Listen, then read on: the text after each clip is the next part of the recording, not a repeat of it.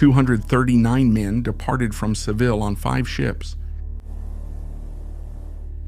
3 years later, only 1 ship returned, 18 ghosts who could barely stand.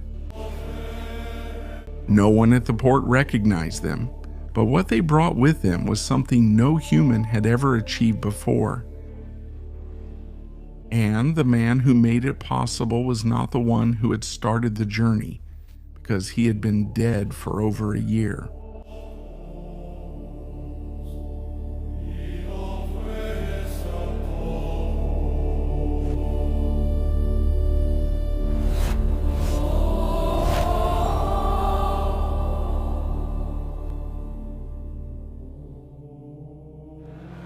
In the summer of 1519, the port of Seville was buzzing with a rumor that seemed like madness. A Portuguese navigator, in the service of the Crown of Castile, claimed that he could reach the Spice Islands by sailing west. His name was Fernando de Magallanes, and his plan defied everything that was known. Spices were worth their weight in gold in Europe. Route to the Moluccas. Would he control one of the greatest riches in the world? Portugal dominated the route to the east around Africa. Magallanes proposed something that no one had achieved, to find a passage south of America that would connect the Atlantic with that unknown sea that Balboa had sighted years before. Charles I approved the expedition. 5 ships were outfitted with 239 men. Among them was a young Italian knight named Antonio Pigafetta, who had begged for a position on board. Driven by an insatiable curiosity, he would be the one to leave a written record of everything that was about to happen. On September 20, 1519, the fleet set sail from Sanlúcar de Barrameda. Magallanes kept the exact route a secret. Not even his captains knew where they were headed.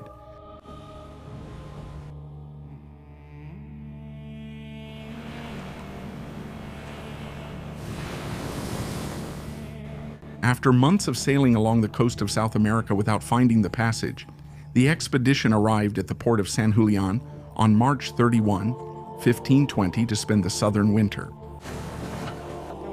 The cold was brutal, provisions were running low, the days were getting shorter. Magallanes reduced the rations, and the tension erupted. But before the mutiny, San Julian gave them one of the most astonishing encounters of the journey. Pigafetta recounts it with fascination, alinement aves. One day, when we least expected it, a man of gigantic stature appeared before us. He was on the beach, almost naked, singing and dancing, throwing sand over his head. He was so tall that our heads barely reached his waist.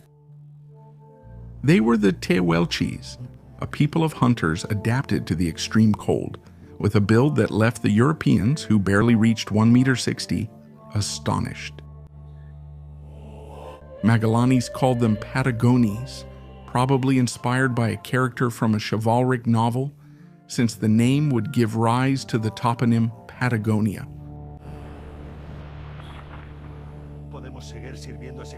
They stayed in that bay for 5 months, and the weight did what the sea had not managed to do. It broke their discipline. On the night of April 1st, under Ramos's command, the mutiny broke out. Gaspar de Quesada, Luis de Mendoza, and Juan de Cartagena took control of 3 out of the 5 ships. Among the mutineers was a young Basque sailor, Juan Sebastián Elcano.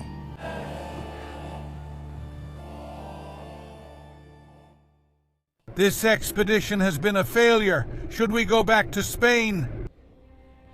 Magellan pretended to negotiate and sent his constable Espinosa with a letter for Mendoza.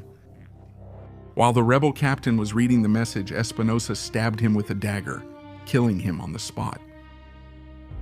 Within hours, Magellan regained control of the fleet. Quesada was executed along with a large number of the mutineers. Cartagena was abandoned in that inhospitable land, and nothing was ever heard from him again. He spared Elcano's life. He couldn't afford to lose any more men.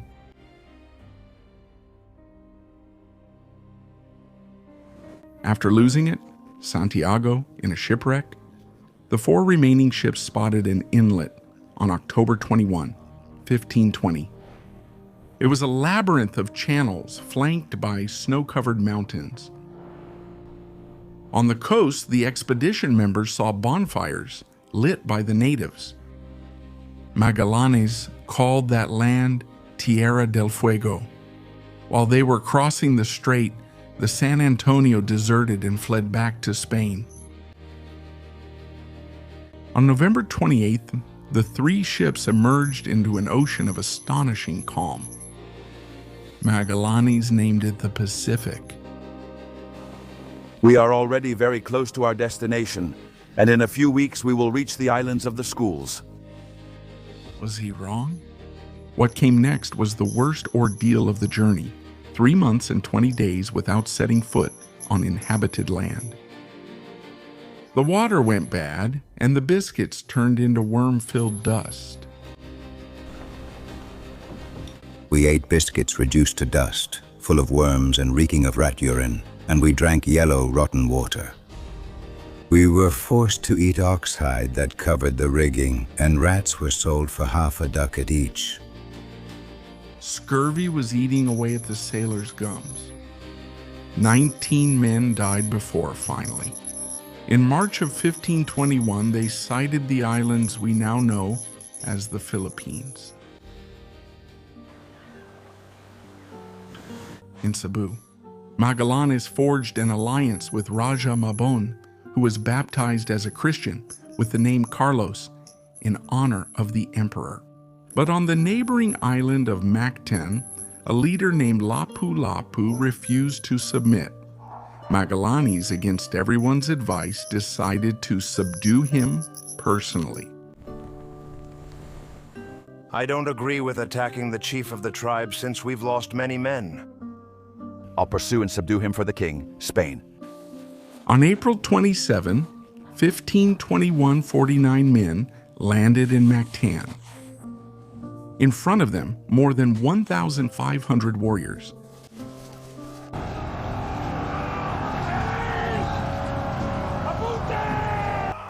A poisoned arrow pierced Magallanes' leg, and surrounded by the warriors of Mactan, they finished him off with spears among the waves. Pigafetta wrote that with Magallanes died the mirror, the light, the comfort, and the true guide of the expedition. His body was never recovered. The death of Magallanes was only the beginning of the disaster. The natives no longer saw the Spaniards as invincible beings. Raja Mabon, their supposed ally, invited the new captains to a banquet with the promise of a gift. For Charles Freit, it was a trap. 27 men were killed. The survivors from the ships saw how Serrano was dragged back to the village amid screams. They couldn't do anything. The expedition was so decimated that they had to burn the Concepcion due to lack of crew. Only 2 ships and a handful of men remained, without a leader and without hope.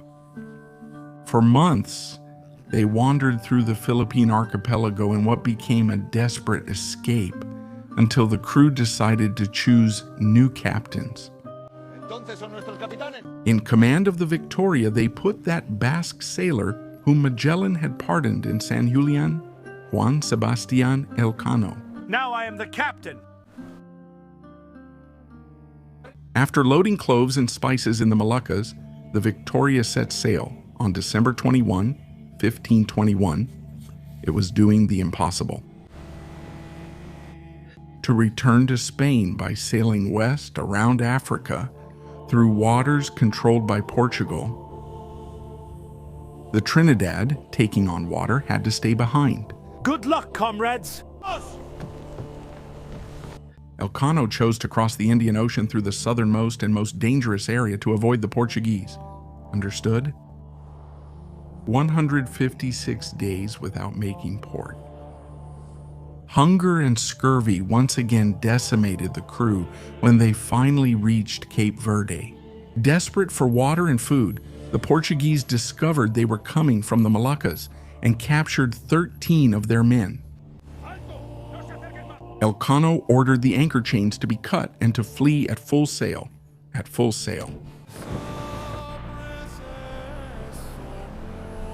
On September 6, 1522, the now Victoria entered the Bay of Sanlúcar de Barrameda. On board, 18 men who could barely stand had traveled more than 14,000 leagues. 2 days later, barefoot, dressed in white shirts and carrying lit candles, the survivors walked through the streets of Seville to the Church of Our Lady of Victory to give thanks for being alive. Your High Majesty will know how we arrived. Only 18 men with one of the 5 ships that Your High Majesty sent in the discovery of the Spice Islands.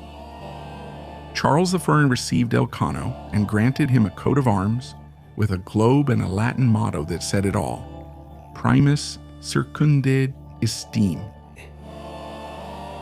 You were the first to circumnavigate me. Amen.